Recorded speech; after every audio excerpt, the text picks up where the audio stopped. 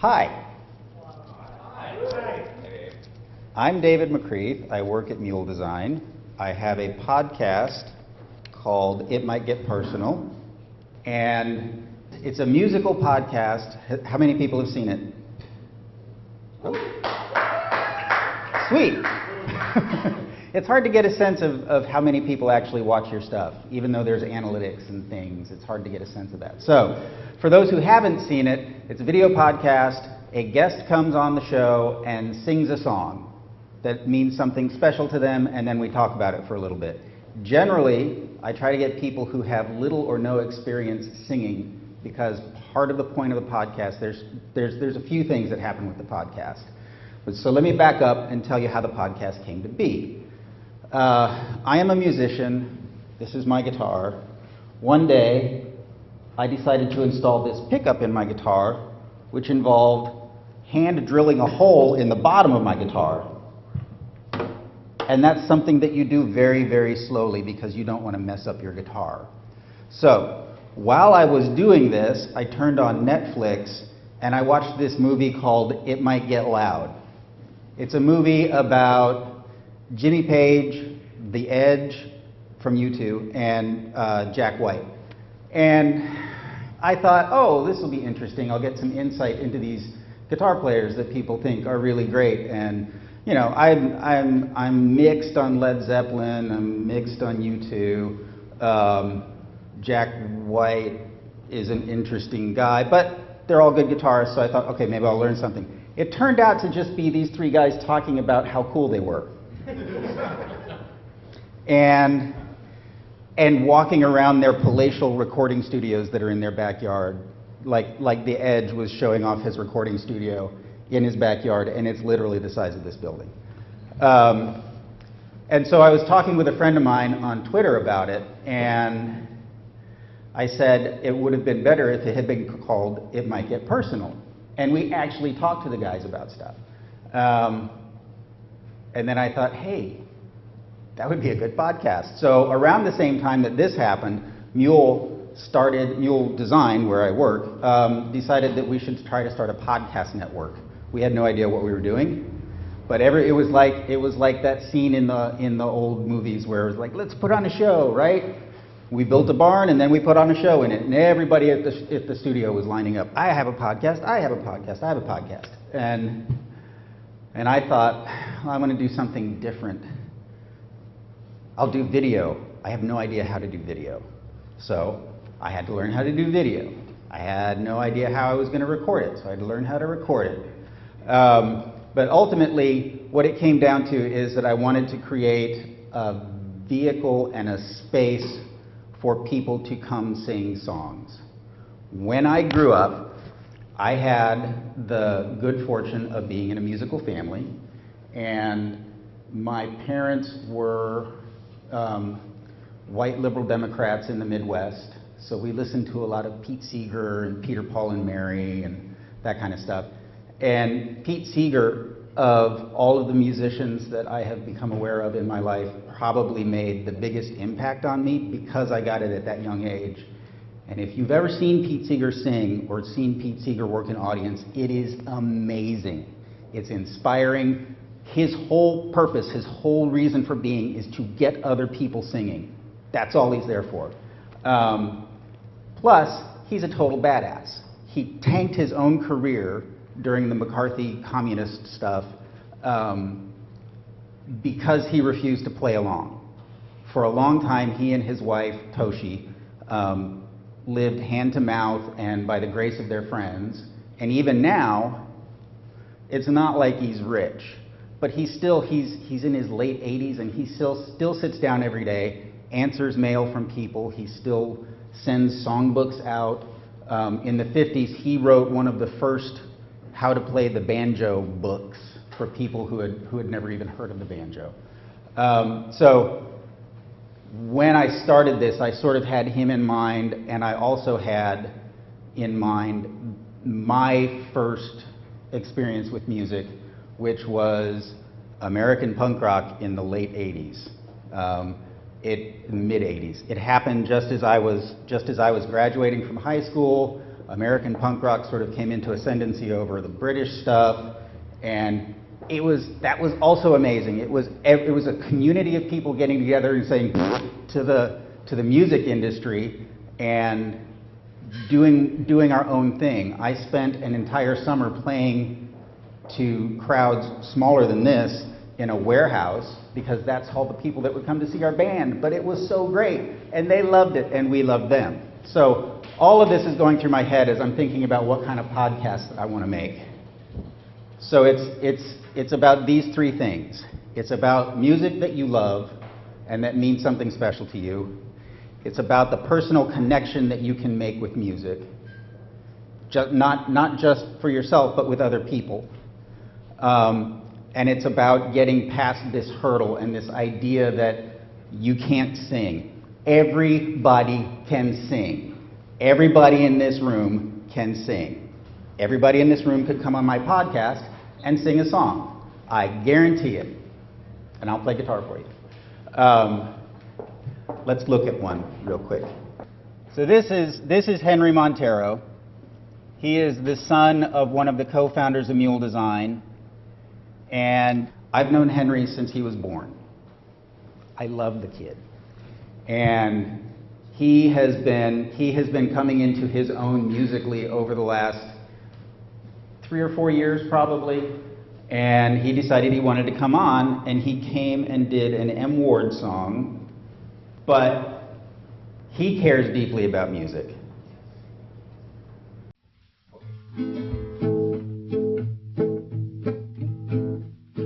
I went to the doctor, I said, "Doctor, please, what would you do if your true love leaves?"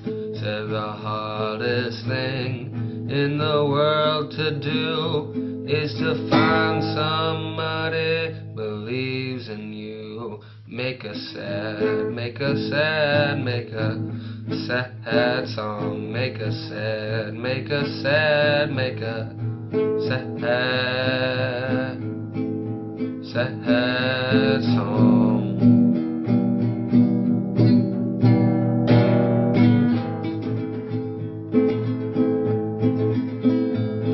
I went to the whippoorwill, I said, "Whippoorwill, please, what would you do if your true love leaves?" He said, "I only have but one trick up my sleeve. I'll sing it over and over till she comes back to me. Make a sad, make a sad, make a sad song. Make a sad, make a sad, make a sad,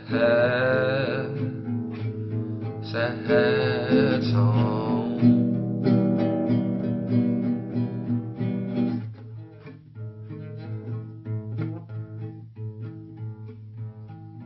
Da da da da da da da da da na na na da da da da da.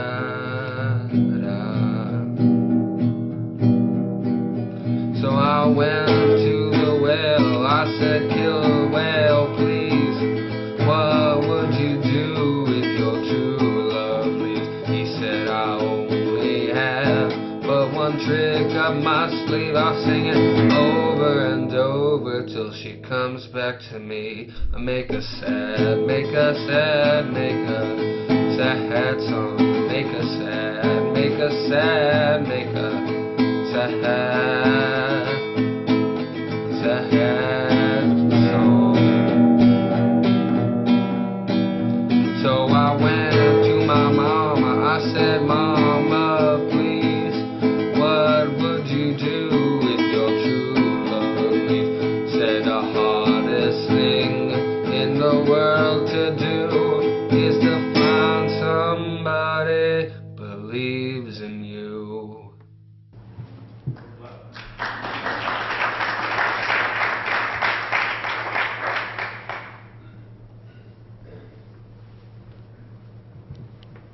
So the great thing about Henry is that I'm not sure that he understands the idea of not being brave about singing. He just walked in, sat down, That was I think that was the second take. He did one more. He had, you make one bad pancake, right?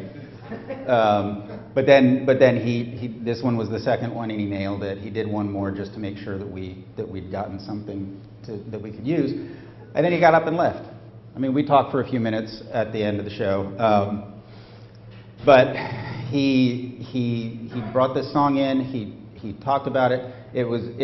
For him, it was a very personal thing. It was about his relationship with his mother, and this song, for him, is a very deep connection with his mom, and that was so great.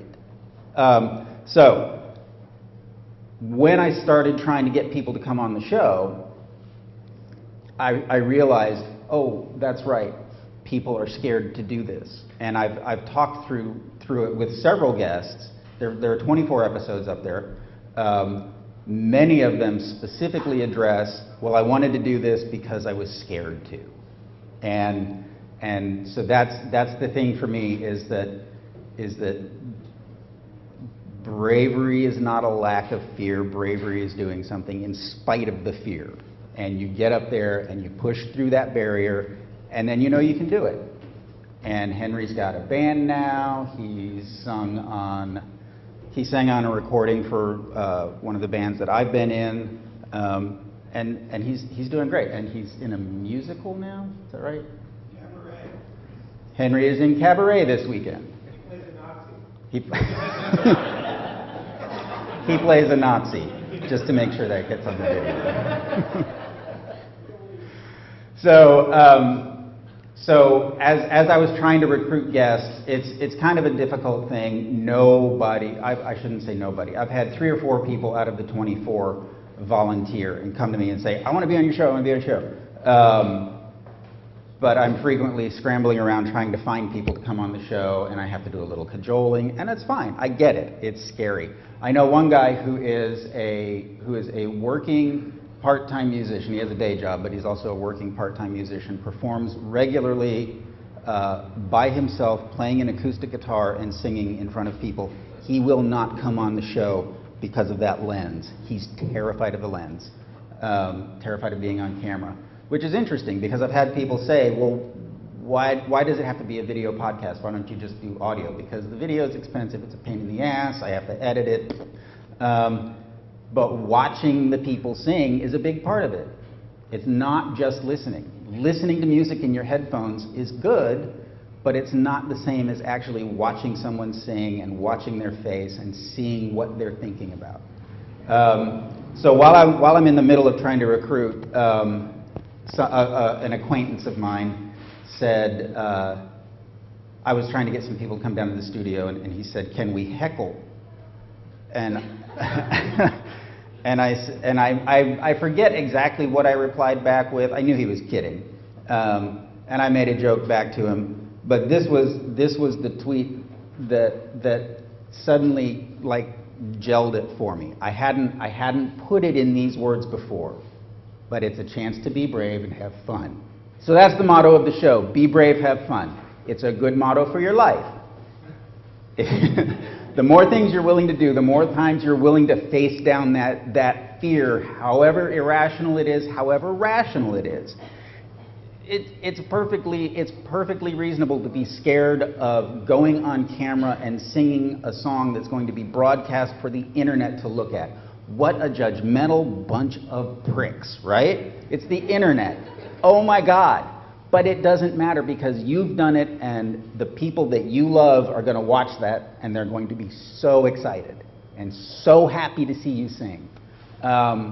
So part of the goal of the show, this is like a huge goal, right? This is like a Pete Seeger level goal.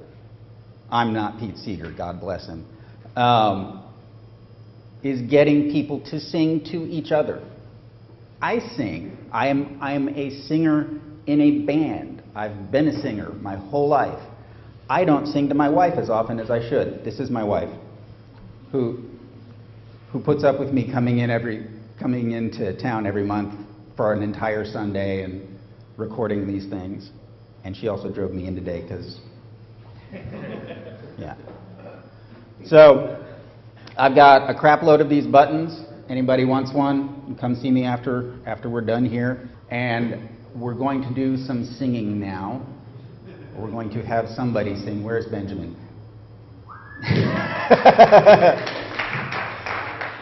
So I already talked about Pete Seeger. The other guy is Joe Strummer. Whenever I have a question for myself about anything, whether I'm at work, whether I'm on stage, whether I'm dealing with something in life, I ask myself what one of these two guys would do. Neither of them, Joe Strummer is dead. He was the singer for The Clash, if you don't know that. Neither of them were by any means perfect people. Joe Strummer was a fuck up in so many ways. Pete Seeger, you know, like I said, tanked his own career for principle and dragged his wife along with him. She stood with him. But they were good people, and they cared deeply about other people. And that's the point, and they did that through music. Joe's later career after The Clash and after his years in the wilderness was all about helping young musicians come up, and his wife and family set up a foundation in his name after he died that currently is helping bands mostly in England but around the world. They just finished building a studio in I can't remember. They finished building a studio in Africa where there are no studios, and they are funding it with donations to help other people make music. Yeah. So, Benjamin, let's cheer people up, please.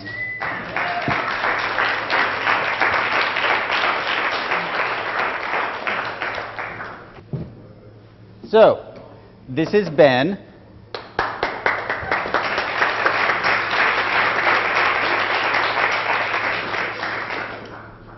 He also works at Mule, as previously noted. He is an experienced performer. Yeah, not really. He's a princess in a musical, and he's going to sing us a song. So this is the Cup song, if you've ever seen Pitch Perfect.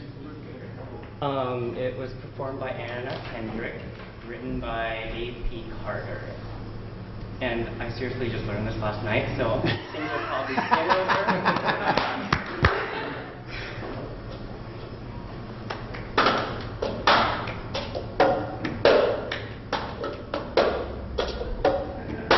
I've got my ticket for the long way round, 2 bottles of whiskey for the way, and I sure would like some sweet company, and I'm leaving tomorrow, what do you say? When I'm gone, you're gonna miss me when I'm gone, you're gonna miss me by my hair, you're gonna miss me everywhere, you're gonna miss me when I'm gone. I've got my ticket for the long way round, one with the prettiest of views. It's got mountains, it's got rivers, it's got sights to give you shivers, but it sure would be prettier with you.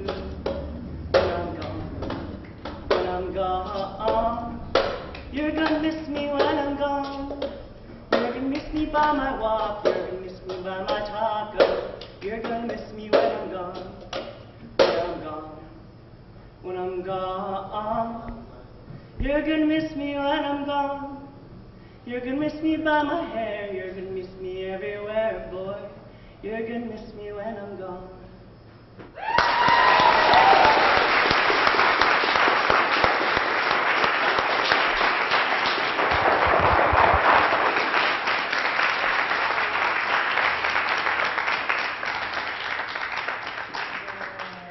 Who's next?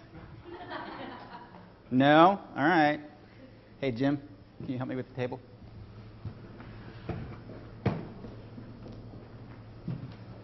Thank you. All right. John? Yeah!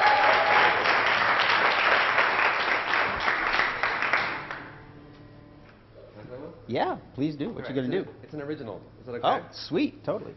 You want Yeah, can I stool? just sit? Yeah. Can I have a stool? All right, this is John Slingerland. He also works at Mule. We are a talented bunch of people. You need a pick? Okay. John's a finger picker. He's been on the show before. He did a cover of, oh, right, When Doves Cry. of When Doves Cry. This is one important part of the show, is that it's covers. When you come on the show, you sing a song by somebody else that means something to you. John is a musician and writes songs. So he's gonna play something that he wrote for us. So, I don't know what I can project in this setting. I'll try. This is an original song. It's about dating from the perspective of the food. And it goes like this.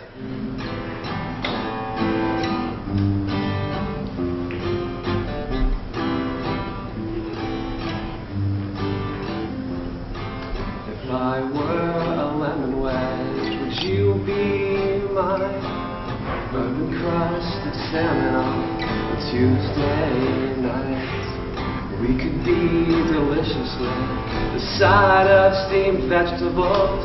That would make our dinner very, very delectable.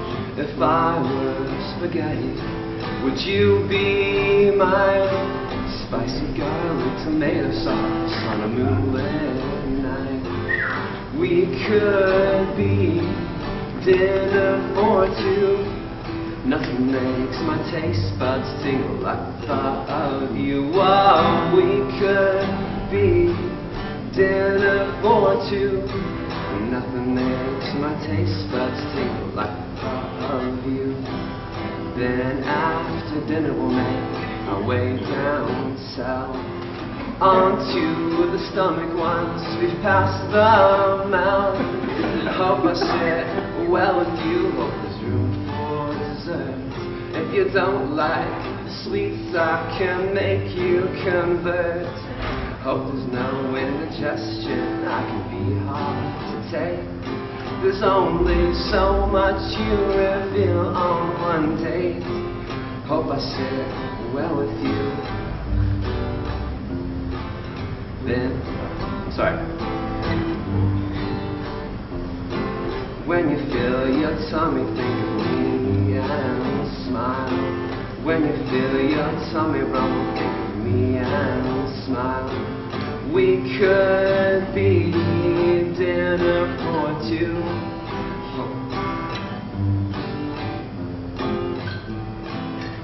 We could be dinner for two.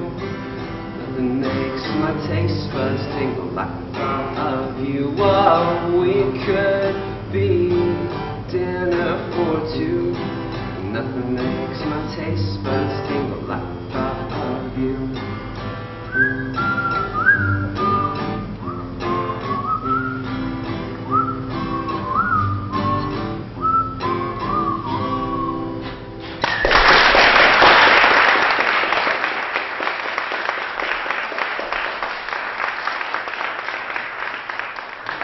It's been a minute since I've played it, so Yeah. lost a That few was- words. It happens. Good. Thanks. Thanks. Thank you. Anybody else? No? Want to do one together? Peanut, you want to try it? You want to try it? Yeah. I don't know what it's. I don't know what it's going to sound like. Hang on a second. Let me do one thing. So, if you saw the most recent episode, hang on one second. If you saw the most recent episode of It Might Get Personal, you saw this young woman on the stage now, Lena, sing Fat Bottom Girls by Queen. And it's really, really good. They're all really good. I love all of them.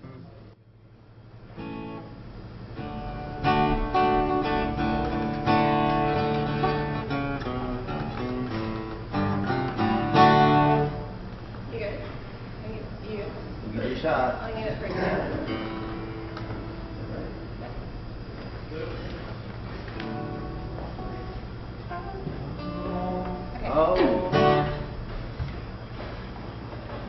I wasn't actually expecting this. Okay.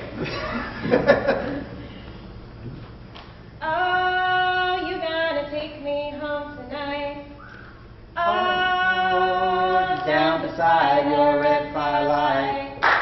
Oh, you gotta put it all, hang out fat bottom girls, you make the rockin' world go round.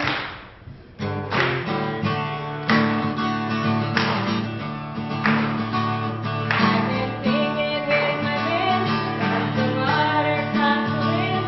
I've seen every blue and movie on the way. But her beauty and smile gets kind of smooth after a while. Take me to that naughty lady every time. Put it together. Oh, you gotta take me home tonight. Oh, down beside your red firelight. Oh, you gotta let it all hang out, fat bottom girls. You make the rockin' world go round.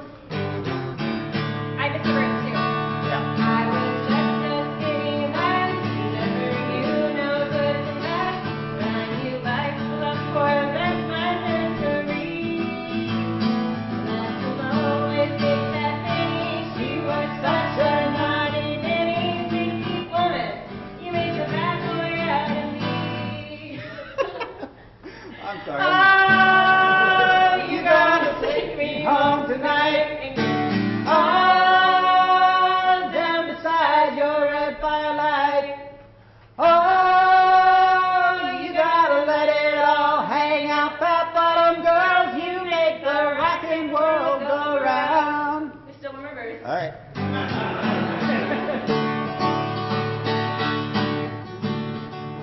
I've got mortgages and homes.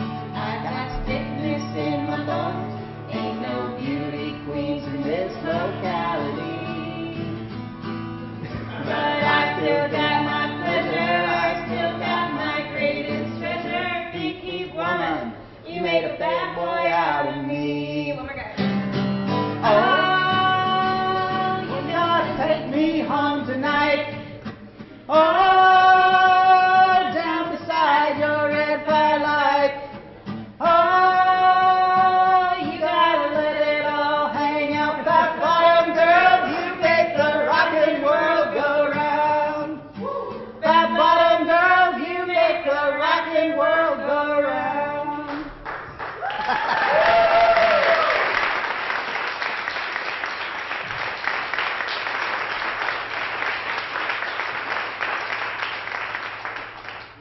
All right. That was good. Thanks for singing along. That makes everything better. Stephen? Not that brave today. Nobody has to do anything they don't want to.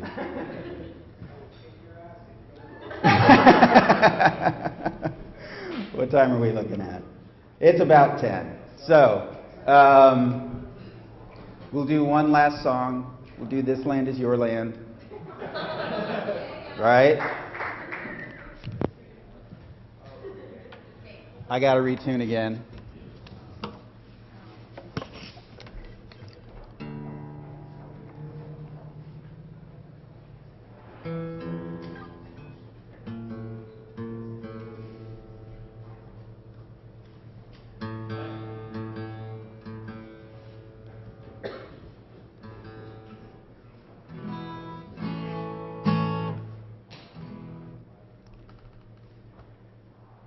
This land is your land.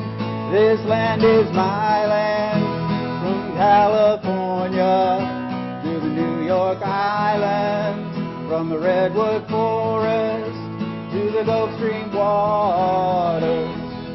This land was made for you and me. As I was walking that ribbon of highway, I saw above me that endless skyway. I saw below me that golden valley. This land was made for you and me. Here comes the chorus. This land is your land. This land is my land. From California to the New York Island. From the redwood forest to the Gulf Stream waters. This land was made for you and me. I've roamed and rambled and followed my footsteps from the sparkling waters to the sparkling deserts.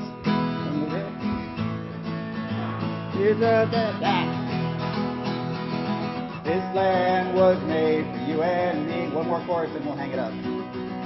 This land is your land. This land is my land.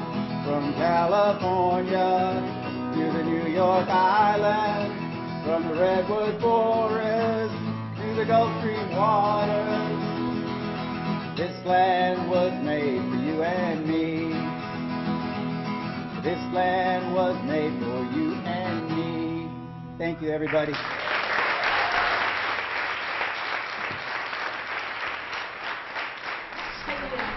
Okay, well, thank you so much for coming out.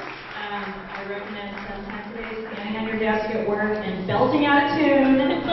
It's going to be very freeing. Totally. Totally. Be brave. Thank you so much for such a fabulous run here, and keep checking out. This video will be on CreativeMornings.com. We'll be tweeting a link to the application for taking this delightful event over. And it will continue in 2014. Thanks to everybody, and remember to dispose of your cups and glasses on the way out. Thanks to Dave, to Ben, to Lena, to everybody else, to John, who all got up and sang.